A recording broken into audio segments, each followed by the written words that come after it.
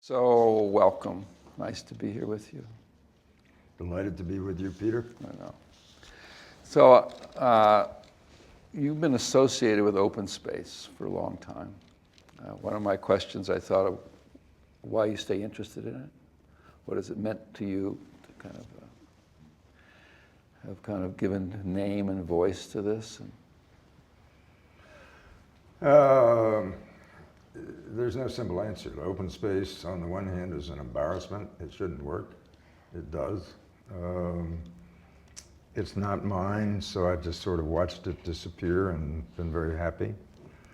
It's been a life journey because people occasionally refer to it as the practice of open space, as you might say, the practice of whatever.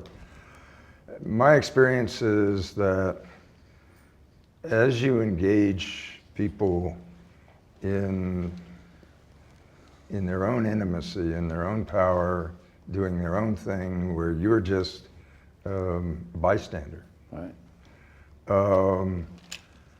They go on a journey, but you do too. And the temptation is always to reach out and try and fix it, whatever it is. And one of the things we've learned, I've certainly learned, the more I do, the less happens. The more I intervene, the less effective the group is. So it's been a personal journey in that when people ask me, what's the proper role for the facilitator? Right. I say, well, that's very simple. You just be absolutely invisible and totally present. And they say, well, you can't do that. And I say, well, that's the point. So has that affected your way of being in the world also? I'm sure it has. Or I think more to the point, I suspicion I've always been that way. Mm-hmm. And what happened, I mean, open space, I didn't design it. I won't tell the story, but it's very simple. Give us a short story, and then we'll do the martini. Well, wait, start over again. Give us a short story. Short story of the discovery of open space goes like this. I had convened a large international meeting. I worked for a full year on it, organizing panels and everything else. At the end of the meeting, everybody said they thought it was lovely. Long pause, but the part we really liked were the coffee breaks, which was true. I mean, that's where everything useful happened. And so 2 years later, somebody asked me if I would convene it again. I said yes, but I didn't have a year to spend on it. And furthermore, I had no idea what we were going to do. 3 months before we were supposed to do it, I was sitting on my patio having 2 martinis. Needed 2 martinis. I started with one. And the first martini, I remembered that I had 150, 200 people coming for a conference that I hadn't thought about in April. And furthermore, the last time I'd done it, all I'd done was disrupt the major event, which was the coffee break. Mm. And then the second martini, I can't say it was a meditation, but it was certainly the gin helped. I had this image from my days in West Africa of how do people start a useful discussion. They sit in a circle.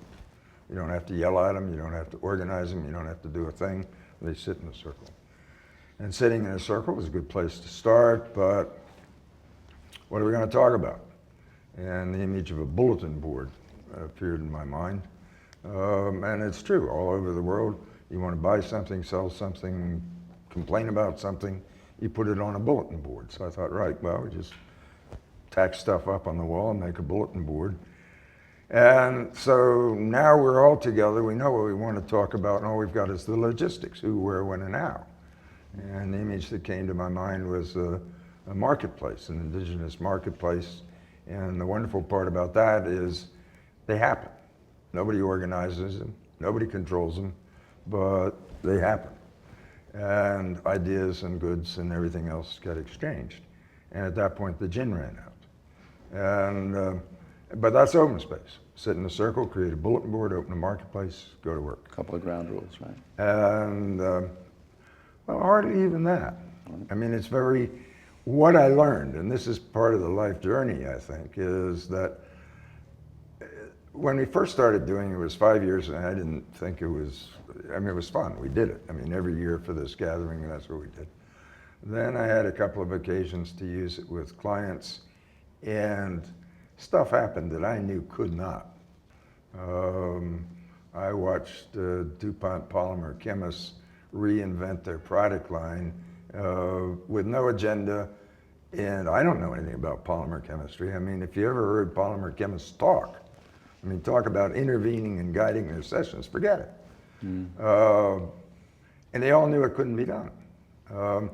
So I found myself switching from thinking, gee, this is an interesting thing, isn't it fun and useful and groovy process and whatever, into thinking, I rather think this is the way it's supposed to be all the time. What did you consider yourself at that point in your career, in your life? How did you name yourself before you decided open space was going to be so central and durable?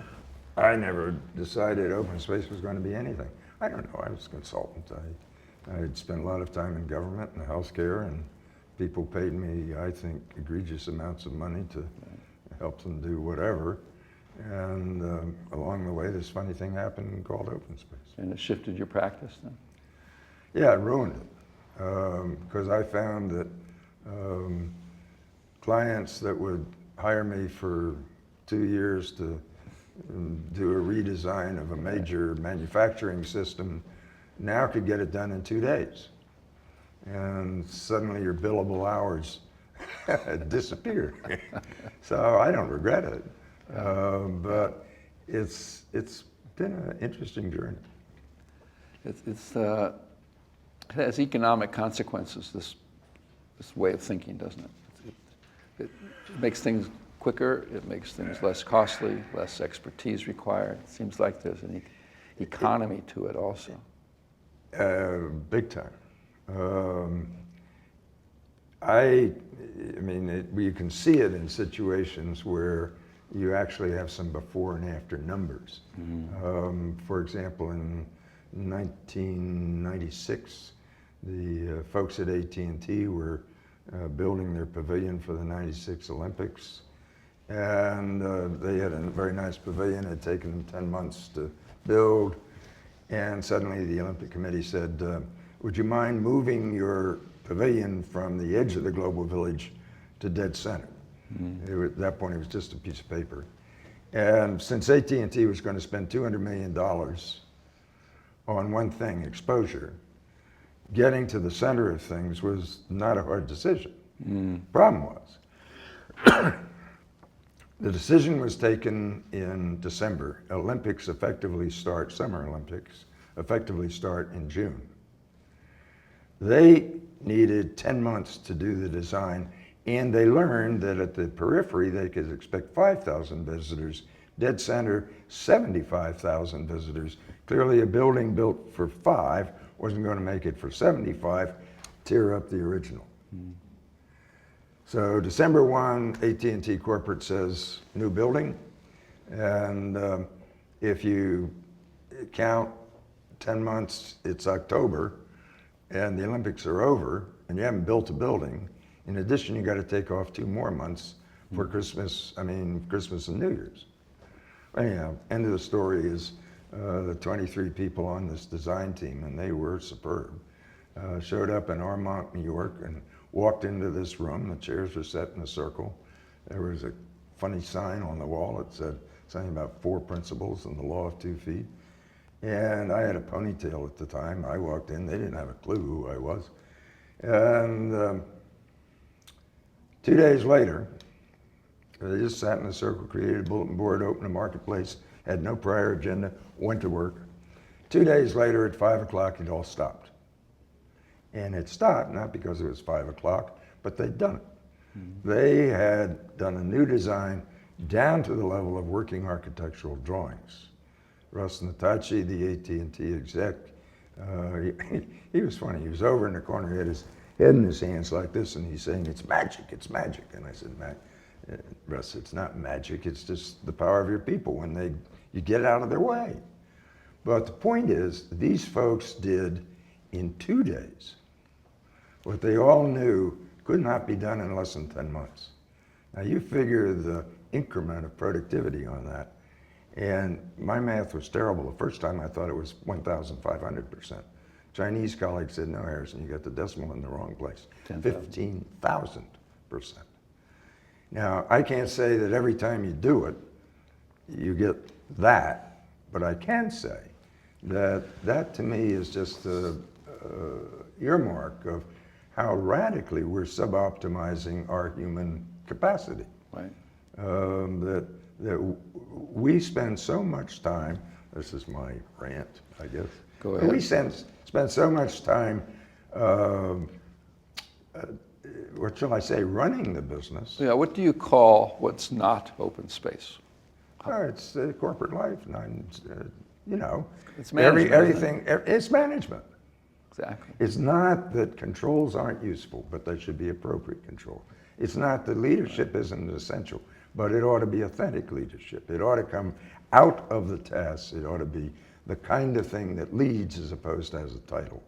And what we've discovered, and you know, I don't think it's any secret, the power of open space is not open space. It's self-organization. It's what's been, or if you will, motivating this planet and the whole cosmos for 13.7 billion years. It's not surprising, it works. We have some experience. Do you make a distinction between self-organizing and self-management? How do you think about those? Is it ruined to put the word? I don't really use the word self-management. The people who do, I think I would make a distinction. Self-management, as I understand it, is I sit down very carefully and I figure out what I'm going to do. Self-organization, very simply, is the phenomena of discrete and chaotic elements assuming, without external intervention, new and higher complex order. This is Darwin. This is every city. This is, you know, we can't think at the level that self-organizing system operates at. It moves too fast. There are too many pieces. I have a game that I play with business students on occasion, and when they're looking a little skeptical, I say, all right, I've got a problem for you. I know you guys are hot on your systems and design and all that. Here's the issue, system specs. Design me a system that will feed 8.5 billion people anything they want, anytime they want it, 24/7, and always have 2 weeks food supply on hand, go. And when I see they're in a serious dither, either because they think they're doing it or they know they can't, I say, it was kind of a joke. You don't have to. It's called New York City. The feeding system of every major city is self-organizing. I'm not saying the public health doesn't try and do it. They help a little bit, but nobody runs that system. Nobody designed that system. It's self-organized, and that's the fundamental power, I think, of our lives. So is there a spiritual or faith dimension in it that's meant something to you? It certainly feels that way. If I had another life, I would really like to explore that. I found, for example, that the Tao Te Ching is probably the best commentary on open space I know. And that's obviously Taoism and 12th century Chinese. I'm not about to say open space or self-organization is God, but I also happen to be an Anglican priest, so a little theological background somewhere. I think it would be a mistake to mistake God for self-organization. On the other hand, it makes a lot of sense to me that consciousness, God, should enable a process as elegant as self-organization. It is elegant, isn't it? It's Occam's razor writ very large. It's the simplest possible thing which achieves the maximum possible result. You think that's why it isn't even more popular? Because it's too simple? Oh, I know I mean, I think the presumption is anything that simple. I mean, my typical thing with a client is they say, we'd like you to do an open space. I said, well, that's a mistake. And no, we'd really like you to do it. I said, look, this is not rocket science. What you need to understand is everybody already knows how to do it. All you're doing as a facilitator is helping them to remember what they already know. And, you know, we take 15 minutes, and you got 2,000 people sitting in a circle all looking at each other in bovine splendor. And in 15 minutes flat, they move from that to concrete concerted action. In the case I'm thinking of was 2,108 German psychiatrists, who then set about in 20 minutes created 236 concurrent sessions, which they totally ran over the course of an 8-hour period. Now, I know those numbers are right because the Germans always count. I don't. But I've done a fair amount of conference design, so have you. The thought of creating and effectively working without massive redesigns and panicked attacks for the conference committee, 236 concurrent sessions operating in 8 hours is unthinkable. But the point is, we can do that. And one other thing which, so very, very high performance. And if you've read Peter Vale's, as I know you have, Performance Characteristics of High Performing Systems, perfect description of behavior in open space. It's very interesting. The other thing that happens in open space, and for me, open space is just an experiment. It's just this glorious, natural experiment of what's happening all the time. It just happens in a closer environment so you can pay attention to it. I mean, because it's kind of hard to see all of Cincinnati at once, but I can see what's going on here. Peace breaks out. I mean, I won't go through the whole story, but the Italian government asked me to take on 50 Palestinians and Israelis. This was early 2000s. These are the operational types. I mean, these were security folks, 2-star IDF general, et cetera. Issue was breaking the cycle of violence. And the whole thing was not bring peace to the Middle East, that would be nice. But let's not do the stupid stuff. I mean, everybody in that room was paid to kill everybody else, I mean, basically. But we don't need to do it stupidly. For example, when you got somebody coming, what? How did they know to invite you into that conversation? We've been doing open space for years in Israel and Palestine. And again, I said, listen, I have Palestinian and Israeli colleagues. You can do this much better than I can. And I had to agree with them. They said, well, nobody will ever trust them. And so, but in any event, bottom line, we started out in 2.5 days. We went from all of the agony of the Middle East on the agenda and the discussion that went with it. Final session was 2.5 hours of reflection using a talking stick, concluded with the Imam from Rome who stood up and looked at everybody and said, the Quran teaches us that to kill one person is to kill the world. To save one person is to save the world. We have a lot of work to do. At which point he sat down and everybody else stood up in absolute total silence. And next thing I know, they're hugging and kissing each other. And you couldn't tell Palestinian from Israeli. Now, we went through that whole thing with no intervention, nothing. It was the people out of their own capacity for self-organization, doing what needed to be done. You named into being a structure so that they could do what they really came to do. There's something in the naming that counts for something. Yeah, naming is important. What does the naming mean to you? What's your thinking about that? If you're the name of open space, actually in my first book, open space, I used open space really as the center part of the grief work cycle, closely associated with in my own mind, what the Buddhists would call the void.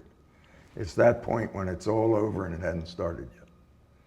And what I discovered in open space, I mean, this was well after the fact, was that I don't care what group you're working with, there's a degree of high conflict of whatever. And inevitably, as I experience it, as they come to grips with their own capacity for self-organizing, conflict changes, you don't get rid of it, but all of a sudden it becomes into convergent flows as opposed to diametric opposites. I always like the notion that underneath it all, there's nothing to argue about. You know, and you created a structure to do that. And it has been kind of a ministry for you, hasn't it? Yeah, it has, but I got to take issue with the word structure. I don't feel I did that. I feel very honestly, all I did was 2 martinis was stumble into what was already there. I'm not giving you credit for it, but the No, no, structure's no. useful. But I don't see it even as a structure. Not a structure. It's a flow. It's So you don't see a bulletin board, a circle, a room, a structure schedule? for me. That's what I mean. This structure for me is always a freeze frame of an ongoing flow. Gotcha. And so I know we talk about structures, but I would suggest to you there is no structure. That's not the right word for it, is it? You're not a structure. You are a loosely associated bunch of electrons, here today, gone tomorrow. Got that right. So am I. Okay. Now, we're going to stop for a second. Okay. Anything on your mind at this moment you want to add before we stop for a second? No. Okay, this is cool. What's with the principles and the laws of feet and butterflies and everything? I've heard rumors. Well, they're probably all true. There are actually 5 principles in open space that we very carefully enunciate at the beginning, and 1 law, which we call the law of 2 feet. But unlike any other situation, these are not things that you must do. These are things you're going to do anyhow, always do, but always feel guilty about. So, for example, first principle is, in coming to a meeting, whoever comes are the right people. And you sort of look at this, thinking of all the time we try and get the right people to the meeting. But the truth of the matter is, the only people who really have a right to be at the meeting are the people who care to be there. Mm-hmm. And having a whole bunch of people who don't care is an assured way not to get anything done. So if it's quite voluntary, whoever comes are clearly the right people because they cared to be there. Second one, whatever happens is the only thing that could have. There's no reason to worry about what might have been, could have been, or should have been. That's immaterial. The only thing that exists is what's happening now. And what we learn, and then point out to folks, is if you really pay attention to now, it's typically so rich and the opportunities are so enormous that thinking about either what could have been or should have been is immaterial. Third one, whenever it starts is the right time. This drives managers crazy. But the truth of the matter is no meeting has ever, in the entire history of the cosmos, started on time. It always starts precisely when it's ready, and that's always the right time. Not incidentally, that's the story of creativity. Mm-hmm. Creativity doesn't start according to the clock, it starts when it's ready to. Then the fifth one, which I just noticed, wherever it happens is the right place. Mm-hmm. And this came out of watching films and talking to people in Tahrir Square and Tiananmen Square. And what we noticed was it was all open space. It was all swirls of people gaggling together and then spinning apart and coming together. This is the process. This is not the structure. This is the flow. And the reports were the same. We had this intense conversations. We were really honest, et cetera, et cetera, et cetera. And all of a sudden it dawned on me that, well, of course, the phenomenon of self-organization is not something that gets ginned up only when we do, quote, open space. Right. It's 24/7, 7 days a week for the last 13.7 billion years. And so, of course, it happens all the time. So, but noticing that is useful. And value in it. And value in it. So wherever it happens is the right place. And then the last one is when it's over, it's over. We tend to spend an awful lot of time trying to preserve or this or that or the other. And the truth of the matter is everything has a beginning, middle, and end. And hanging on to what was won't help you. So it's over, it's over. The law of 2 feet says very simply that if it, and we're talking about a meeting, but I find it very useful in life generally. Well, useful in life first and then works in the meeting. If at any time you find yourself in any place where you're neither learning nor contributing, use your 2 feet.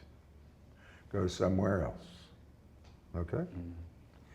Now, what happens in open space is that people will go off and they'll join other groups. We call them bumblebees. They will buzz in and buzz out of groups. Everybody says they're disruptive. They aren't. Everybody quickly recognizes they do what bumblebees do, cross-pollinate. Carry new ideas, a little bit. Then there are other people who just kind of hang out. We call them butterflies. Mm-hmm. And everybody says, why'd they even bother to come? And the answer is, you just watch them. They will sit somewhere quietly. And then somebody else will come along and sit next to them. Because the butterfly does just what butterflies do in nature. They're beautiful. That's it. That's all it is. And a conversation will start that'll never start any other way. Okay.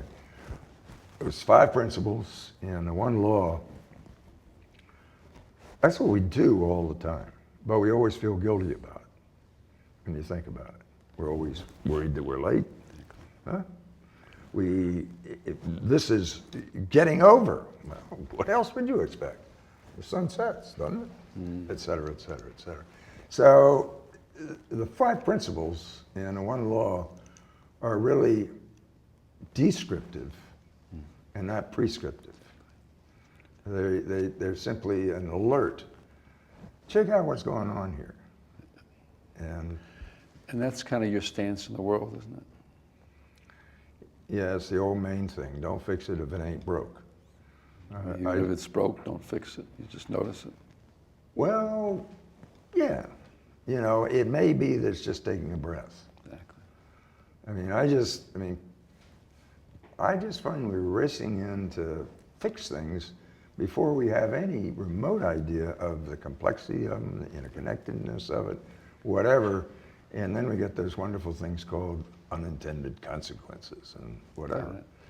Yeah. And the truth of the matter is, if you just cool it, every system I know has its own internal and usually very beautiful logic and function. It's a healing process. Right, and healing is not me doing something, it's the system doing for itself what it can only do, heal itself. Because it's just, I don't know what these. Now there are moments when expertise and stuff is useful, but it's not a fundamental way of being and functioning. Or do you question that also? I'd much rather have somebody who's been there than somebody who's not, but I'd also rather have somebody who's humble enough to understand, yes, I've been there, but I'll tell you what, I'm just beginning to know what I don't know. I think that we have at some level, we've created, if you can put it this way, I think a culture of answers. And forgotten that the useful part is the questions.